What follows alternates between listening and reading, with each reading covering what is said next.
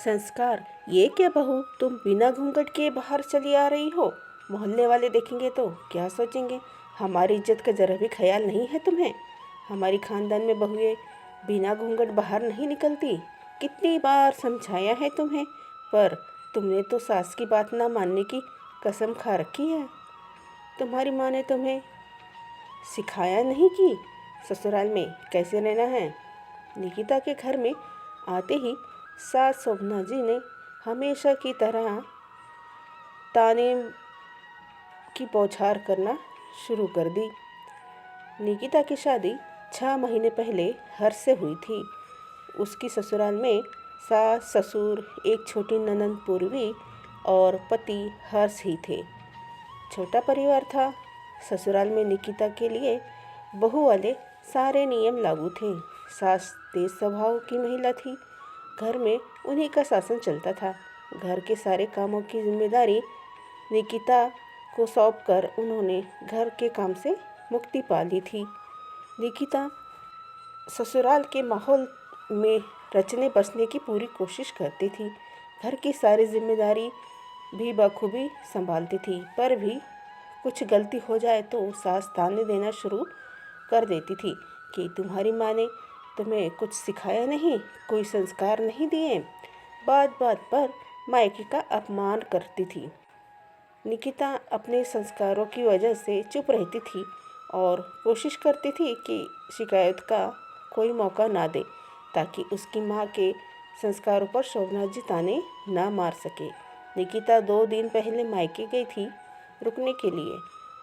आज जब हर्ष उसे लेने गया तो पता चला कि निकिता अपनी मौसी के यहाँ गई थी, जो थोड़े ही दूर पर रहती थी। हर्ष वहीं पर रुककर उसका इंतज़ार कर रहा था। तभी शोभना जी का फ़ोन आया। हर्ष उन्हें बताता है कि निकिता अपनी मौसी के यहाँ गई है। उसके वापस आते ही हम दोनों घर के लिए निकलेंगे। ये सुनकर शोभना जी का गुस्सा 7वें आसमान पर पहुँच गया कि बिना इजाज़त के वह किसी रिश्तेदार के यहाँ कैसी चली गई। फ़ोन पर हर्ष से न जाने क्या बात हुई। हर्ष निकिता को लेने उसकी मौसी के घर पहुँच गया। वो बहुत गुस्से में था। वहाँ जाकर वो निकिता को भला बुरा कहने लगा और बिना बताए मौसी के यहाँ आने के लिए डांटने लगा और तुरंत वहाँ से चलने को कहा। वहाँ उसको अचानक इस तरह आया देखकर सभी आश्चर्यचकित थे। सबने उसे समझाने की कोशिश की तो उसको भी अपशब्द कहने लगा। बेचारे निकिता के शर्म और अपमान के कारण आंसू नहीं रुक रहे थे। हर्ष उसे लेकर सीधे अपने घर आ गया था। हर्ष के व्यवहार से दुखी निकिता रोते हुए कब घर आ गई उसे पता ही नहीं चल पाया था। उस पर घर के कदम रखते ही शोभना जी ने उसे फटकारना शुरू कर दिया। तुम बिना घूंघट के चली आ रही हो? एक तो बिना बताए अपने रिश्तेदार के यहाँ चली गई। यही सिखाया है तुम्हारी माँ ने तुम्हें? निकिता, जो हर्ष के बर्ताव से पहले ही बहुत शुभ थी, आते ही सास के ताने सुनकर उसका सब्र का बांध टूट गया।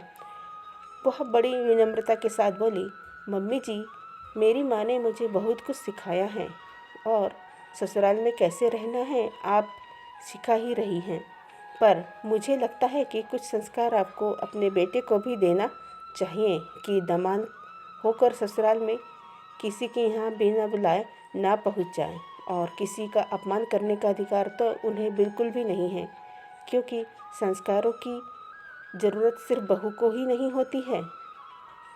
हर्ष ने निकिता से कहा, तुम माँ से बदतमीजी कर रही हो। निकिता, मैं माँ से बदतमीजी नहीं कर रही हूँ, बल्कि उन्हें बता रही हूँ कि जिन संस्कारों की उम्मीद वे अपनी बहू से करती हैं, उनके बेटे में भी होने चाहिए। बहू को कैसे रहना चाहिए ये बात तो मम्मी जी हमेशा बताती हैं, पर दामाद को ससुराल में कैसे व्यवहार करना चाहिए ये बात शायद आपको बताना भूल गई। तो फ्रेंड्स, मिलते हैं अगले वीडियो में। लाइक, शेयर और सब्सक्राइब ज़रूर करिए। जय हिंद, जय भारत।